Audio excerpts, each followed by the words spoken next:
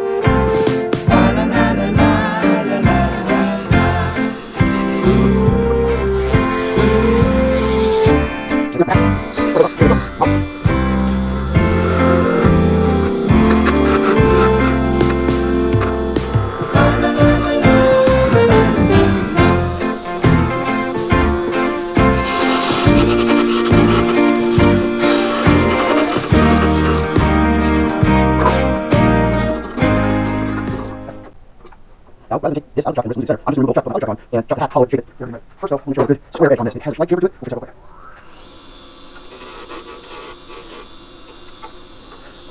I'm just looking down over the top of the tool and line up my little tenon with the lathe bed, which is perfectly square, absolutely perpendicular to the drive, so make sure I have straight sides. For this to work, that has to have straight sides, so the top hat will fit tightly, and I can turn the top of the top hat. So this is off.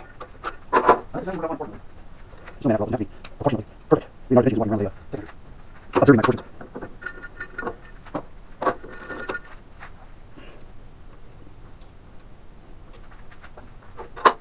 So I got a 10 on here, but myself a little shoulder, so I'm going to work, so I can hold this top hat hollow. Now I'm going to take the body, take my caliper, and I need to measure the outside circumference of this tenon. That's going to be going on my top hat. I'm going to slow lay down, take this measurement using just the tip of the caliper that's closest to me. First, I'm going to make sure I have this in straight. There we go. Alright, so using the tip of the caliper closest to me, I'm going to make a little mark. If I touch this side, you can just take the tool out back at me. Left side. Okay, so right inside that mark is the inside diameter of my pen. And when you do clean this up, you can start out things because of the way I cut it, because of the way this usually is. It's very salty, just about half being able to use. So clean this up real quick, holding my line, and we'll go back to it. Let's see what it looks like. So we'll get that. So what I gotta do is I gotta take the crew rest out, it's going to be hauling. I don't want to know when that's going to be left, I'm going to just test it, make sure that it's still too small. Very good.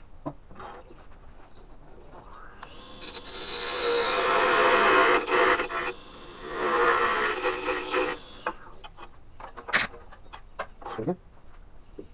Beautiful, perfect. That's exactly what I want. Now, let's fix this. And we'll sand in there, sand outside. And we'll tie it flat.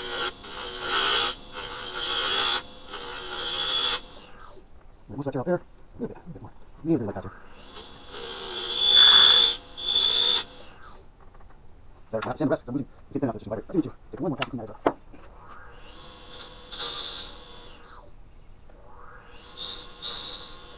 we go. Now a little bit more green right here. Back this way.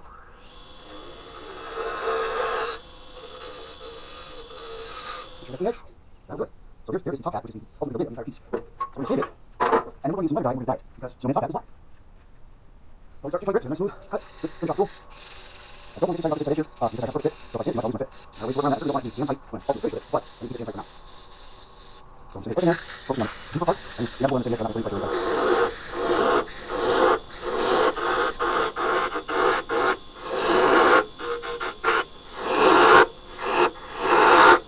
Alright, check it up. There we go. Okay, I'm going to use my box sweeper.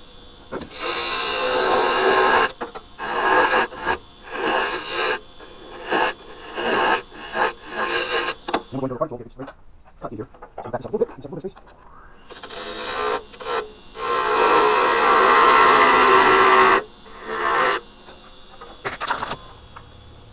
I use a coal black EcoFlow leather dye.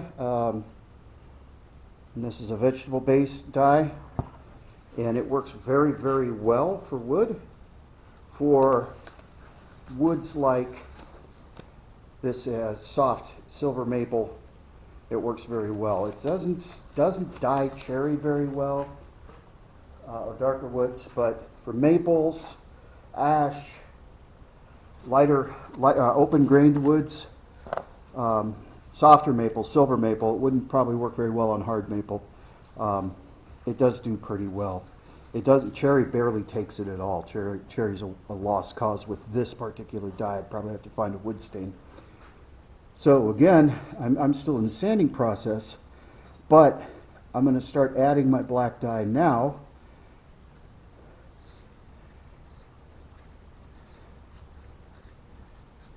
And you could even get as excited as getting some flocking, and you could flock this hat if you wanted to, if you really wanted to get super spiffy with it.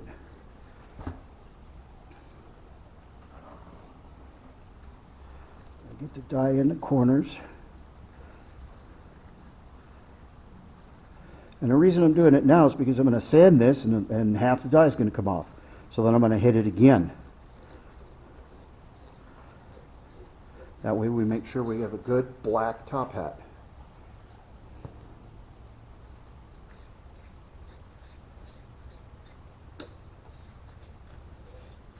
And I wear gloves, not because this is non-toxic. I wear the gloves because it gets everywhere. This is a messy process.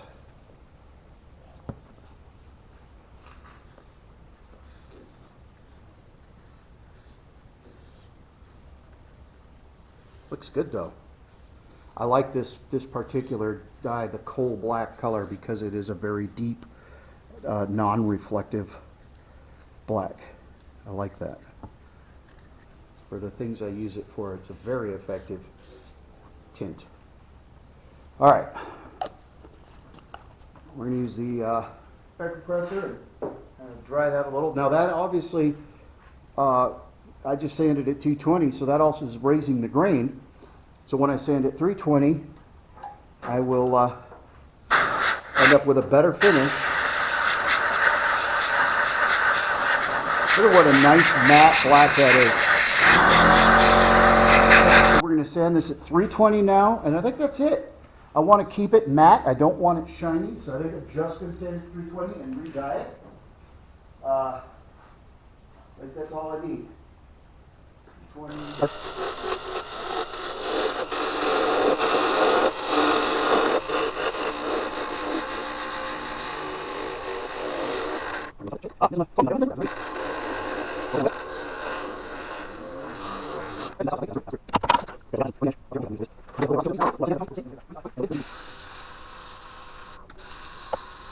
All right, this is the head. This is going to be the base. What I need to do now is make this smaller. The brim of the hat comes to about here. We need to make sure that the ball of the head of the piece is a little bit narrower than the brim of the hat. So I'm going to take that down roughly 1/8 of an inch and round this out and try and see if I can cut it in such a way that I get a sphere without taking too much of my base away, because that's going to be a ball as well that this head piece is going to rest on, so that we have a stacking box. So first thing I want to do, I think, is bring my, now I think I'm going to get rid of the tailstock. I just need it out of the way for now. I mean, I could bring it in there, but it really would ultimately be in my way. And we are just going to take some of this down. Remember, again, I've got this eye right here where this branch was coming out, so I've got to deal with that.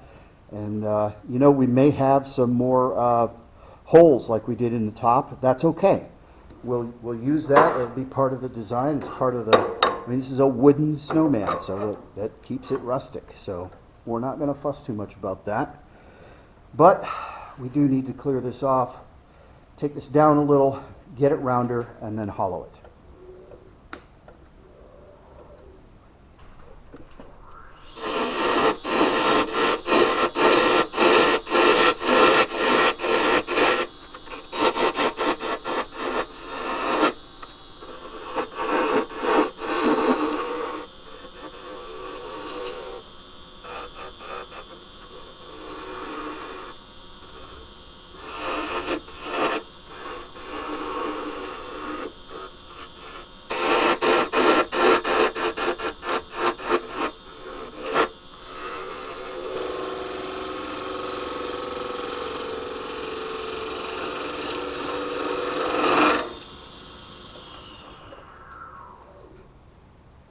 Okay, basically got a shape. Before I get too deep in here, I need to hollow, make the inside of this box.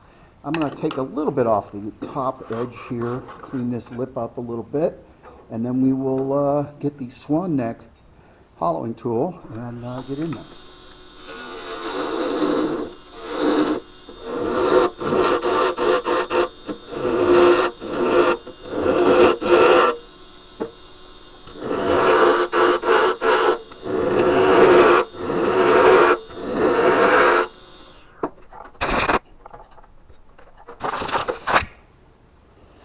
Okay, so I don't necessarily want to go much thinner than that. This is pretty heavily spalted, and I don't want to lose any of it. So I'm going to get my swan-necked hollower, my carbide swan-neck hollower. Well, no, you know what? I don't have a handle made for it yet, but I made myself a small swan-neck hollowing tool out of high-speed steel.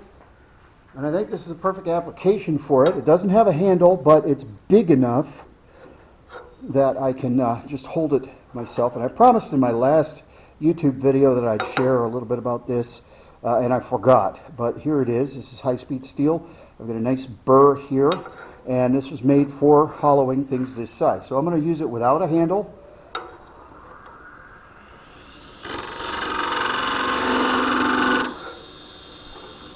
this nice wide piece of steel, so I've got good balance.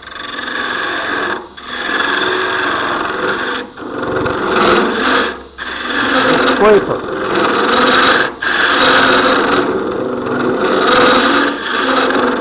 It definitely does need a handle, but it can do the job without it.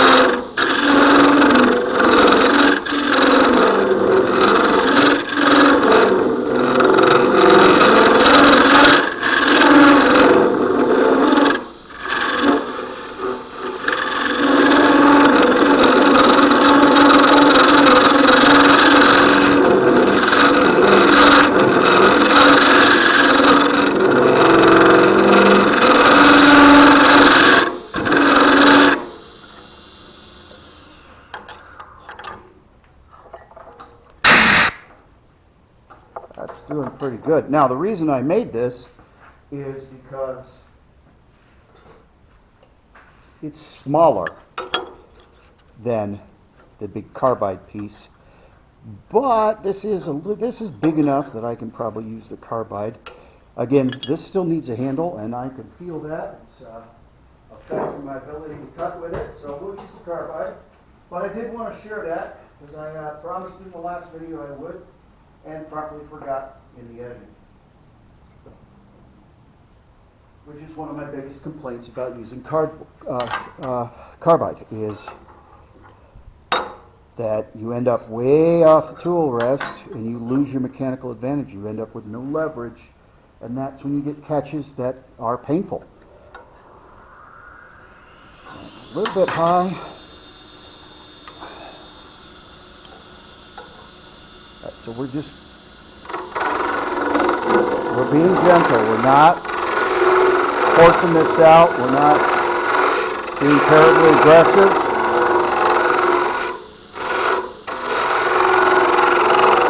In a piece this small, a catch is catastrophic. And we definitely don't need to have that happen.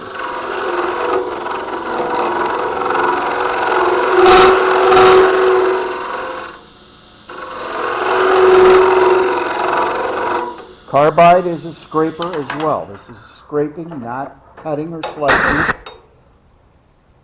Don't let anybody tell you any different. This is a scraping tool. Fix that edge. I have a little weird divot right here.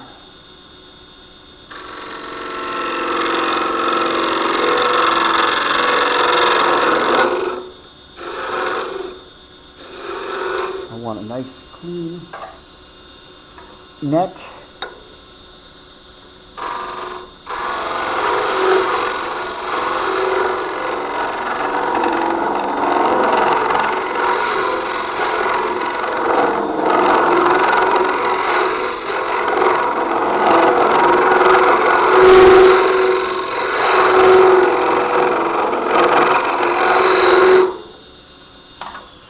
I'm going to stop frequently and check, because this needs to all stay about this thick, which is 1/8 of an inch or so.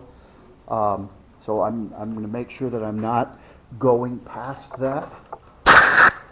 If I get this too thin, it'll break the first time it gets knocked over. And these kind of things get knocked over, so we want to make sure that a customer has a product it's going to last them.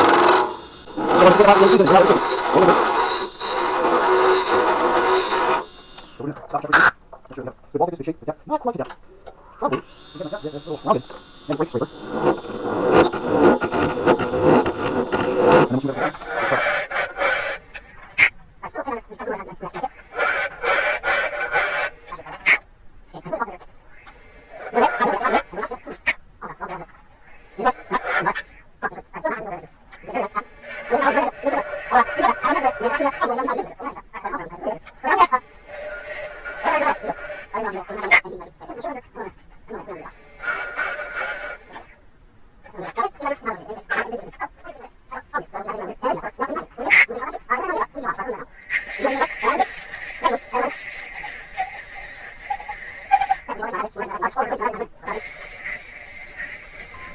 All right, so you remember we have a little bit of torn grain here.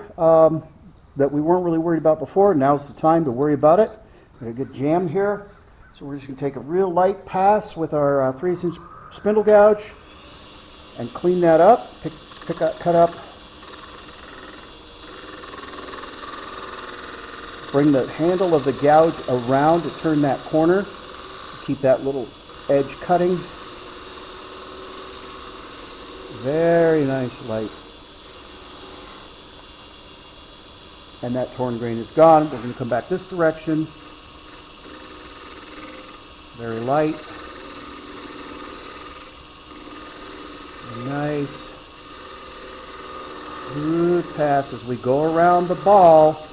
You got to swing that handle out away from your body, or move your body over so that that handle can get around, so that that cutting tip of the tool maintains contact with the wood and is able to continue to cut. Nice and smooth.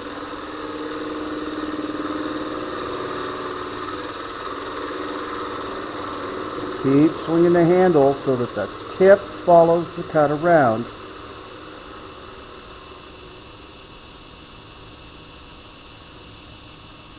Bam. That is smooth as butter. All right, we're going to sand. We can start sanding at 220. We have a good, clean cut. This is the head of our snowman. And while I'm sanding, I can think about whether or not I'm going to get silly and put eyes and a nose on him. I don't know if I want to go that far or not.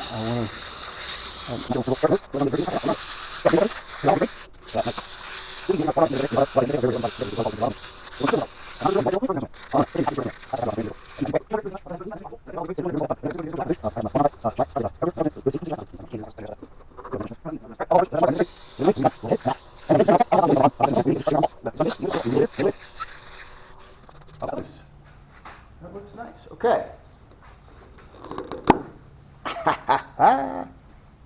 Love that when that works out. Well, I would say that opening's just about perfect. I think that sits just right. It's a little bit, here, let's hollow it just a hair so that we can get this to set all the way down in it. Kind of need a tool rest for that.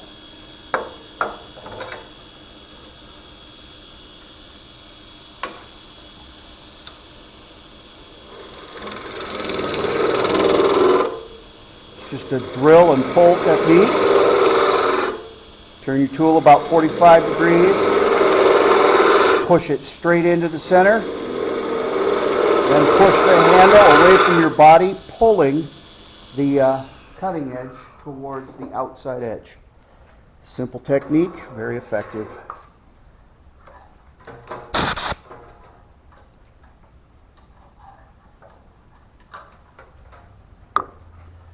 I like it. I think that's I think we're good.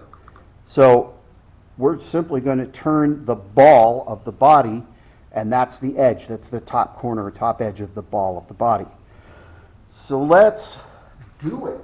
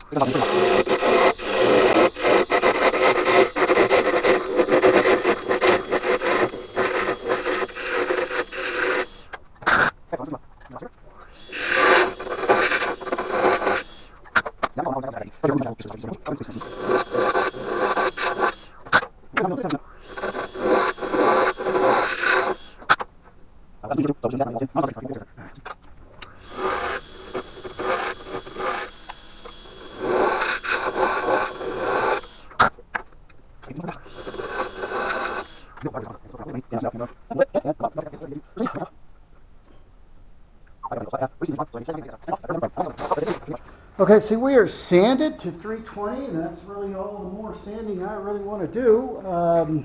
Just because of the nature of this piece, I want that. We've got this wonderful marking from the ambrosia. We've got the spot where the branch came out, and we've even got some of that ambrosia and rot and stuff coming in the top of the hat.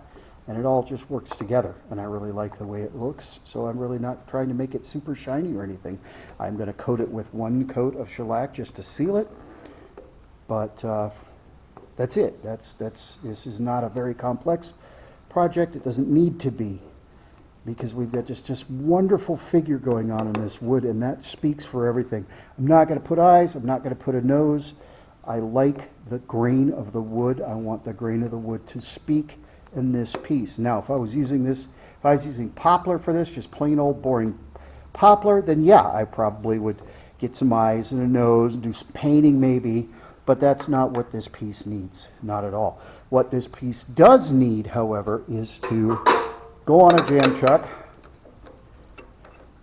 be reversed so that I can clean up this tenon.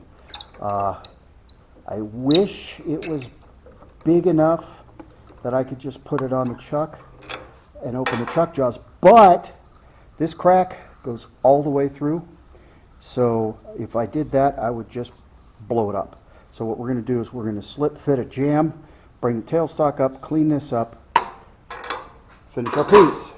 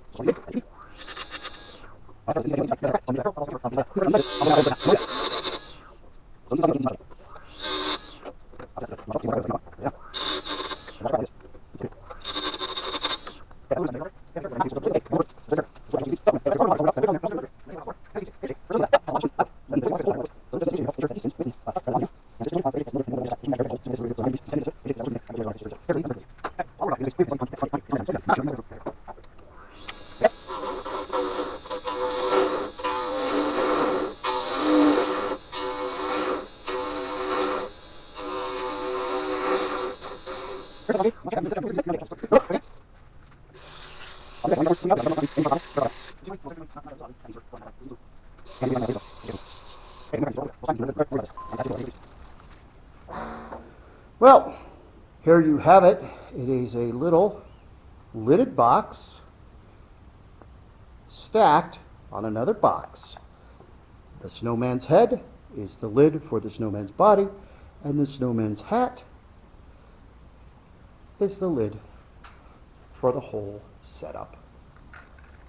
Remember, just one more pass means put the bowl gouge down. Happy holidays. Let's see your version.